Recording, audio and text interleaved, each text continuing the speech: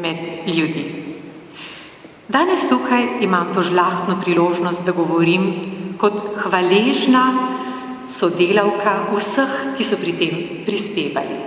Rada bi se pri tem zahvalila medicinskim soavtorjem, docentu Adolfu Lokanoviču, Vasiliju M. Cerarju, našemu znanemu in izjemnemu primariju, profesorici doktorici Kseniji Geršak, doktorici Lilijani Kornhauser-Cerar, magistri Andreji Trojnar-Brigar, potem docentki Vislavi Globevnik-Velikonja in tudi moji hčerki, ki je pri tem sodelovala kot študentka 5. letnika medicine.